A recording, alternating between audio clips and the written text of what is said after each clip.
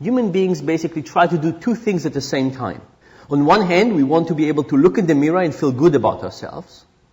On the other hand, we want to benefit from being dishonest.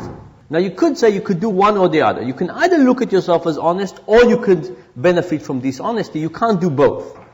Well, it turns out that thanks to our flexible cognitive psychology and thanks to our ability to rationalize our actions, we could do both. And as long as we rationalize our actions, and as long as we cheat just a little bit, we can benefit from cheating just a little bit, and at the same time we can keep thinking of ourselves as honest, wonderful people. It's all about rationalization. If we can rationalize things to a higher degree, we will be able to cheat more or be more dishonest and think of ourselves as good people. And if we can rationalize less, we would be more honest. And by the way, it's not as if we have a lot of big cheaters, we have a lot of little cheaters. In this book, in this research, we've basically tested about 30,000 people. And from those 30,000 people, we found 12 big cheaters. And those 12 big cheaters together stole about $150 from me. From those 30,000 people, we also had 18,000 little cheaters. And they stole together $36,000 from me. And I would like to argue that this kind of reflects what we have in society. Sure, there are some big cheaters out there, people who just go all the way, but there are very few of them. And in fact, the magnitude of dishonesty we most likely see in society is by good people who think they're doing good work, but in fact cheating just a little bit, but because there are so many of them, of us, this actually has a tremendous economic impact. There's a little joke that Johnny comes home from school with the little note that says that Johnny stole a pencil from the kid who's sitting next to him. And Johnny's father is furious. And he said, "Johnny, you never steal a pencil from the kid who's sitting next to you. This is unacceptable. I can't believe you do this. You're grounded for 2 weeks. And besides, Johnny, you know very well that if you need a pencil, you could just say something. You could just mention it and I can bring you dozens of pencils from the office." Now, why is this slightly amusing? Because I think we all recognize that if we took 10 cents from a petty cash box, we could not help but think of ourselves as thieves. But if we took a pencil, we would feel very differently. In fact, if we took 10 cents from a petty cash box and went to buy a pencil, we would still feel like thieves. But taking a pencil is kind of removed from money. Because if you think about it, we're becoming a cashless society. We're becoming a society with a higher distance between us and the consequences of our actions. Credit cards, electronic wallets, mortgage-backed securities, stock options. Think about all of those things that represent psychological distance between us and the people, us and money. Could it be that as the distance increases, people can be dishonest, but at the moment don't think of themselves as doing anything dishonest? And I think the banking industry is kind of primed to think about things exactly in that way. Imagine you manipulate something like, interest rates. There are so many layers on top of that. And you don't see who exactly you're affecting, even though you might affect the whole global economy, that it might be very easy for people to take steps in that wrong direction and still think of themselves generally as not doing anything terrible. By the way, so in the last year and a half, as I've been working on the book, every time I go to a restaurant, I ask the waiter if there's a way to eat in this restaurant and escape without payment. And I said, look, I'm not going to do it, but just tell me, if you were giving me advice, how would you tell me to do it? And aside from one person, they always have great suggestions. And then I say, and how often does it happen? And they say, almost never. And I say, from time to time, somebody walks up without paying, but they walk slowly and we stop them and they just say they forgot. Almost never people just walk without payment. Contrast that with illegal downloads.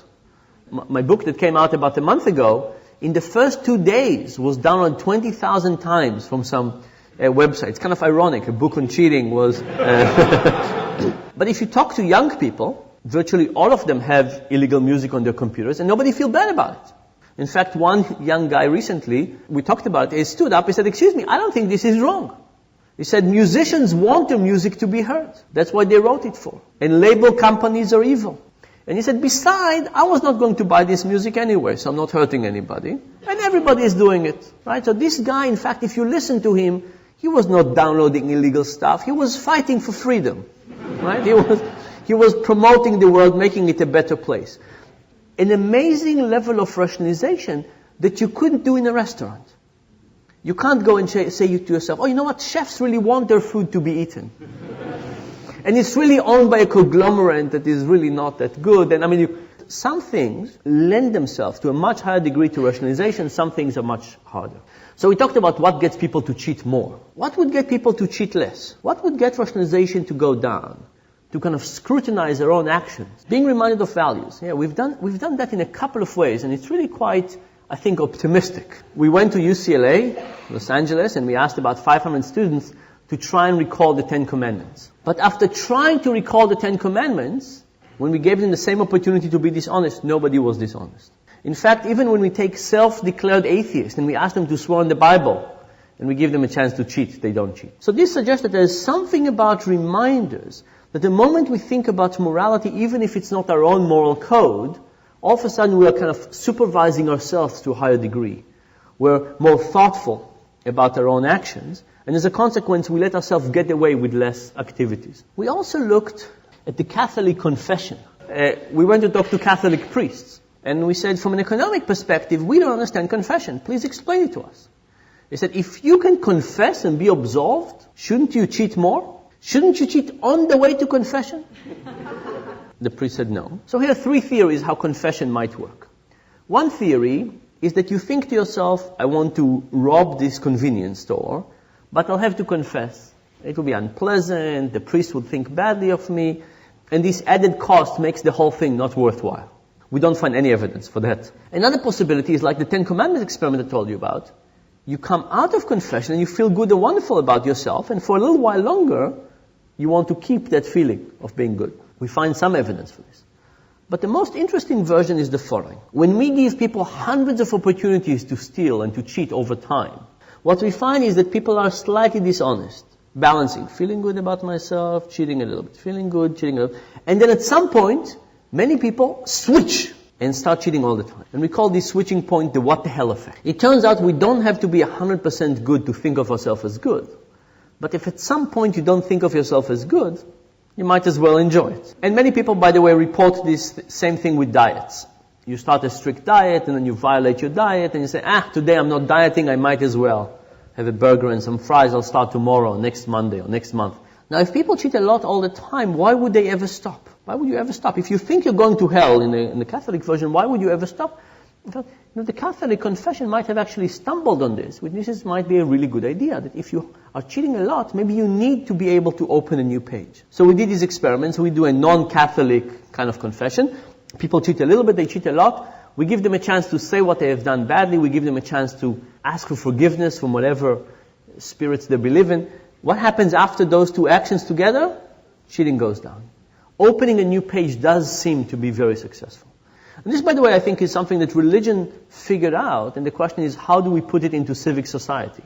Should we create opportunities for bankers, for example, to ask for forgiveness from time to time and start a new page? People would transgress. There's nothing that we can do about it. How do we get people to feel clean again and able to act on their goodness?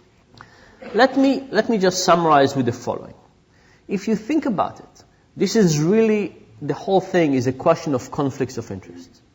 And conflicts of interest mean that we have a pool to see reality in a certain way, and we could justify our view.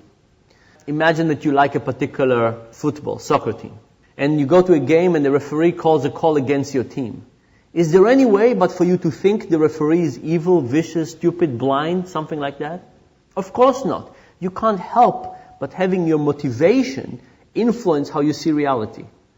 Now replace your team with $5 million or with something else, and you could see how the same forces would get you to see reality in a biased way.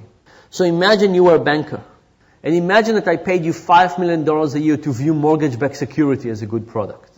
Could you help but seeing them as better than they are? Now, I'm not saying that you will shift your opinion from thinking that they're terrible to thinking they're wonderful, but you will probably shift your understanding of them. And what if everybody around you thought that they were great as well? And what if they were difficult to compute and you were sitting there with a big spreadsheet and you would different calculations and parameters and estimators, and in the bottom you would see their final value, but it would also reflect on your end of year bonus? Wouldn't you shade your evaluation even further? And this is actually quite important, because if you think about the whole financial crisis, We've taken people and we put them in situations which basically are guaranteed to blind or at least to distort their vision. And we expect people to overcome that. You know, we all have a tendency to think of people as good or bad. And we say as long as we kick the bad people, everything will be fine. But the reality is that we all have the capacity to be quite bad under the right circumstances.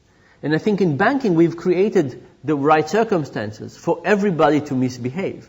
And because of that, it's not such a matter of kicking some people and getting new people in. It's about changing the incentive structure. That because unless we change that, we're not going to get forward.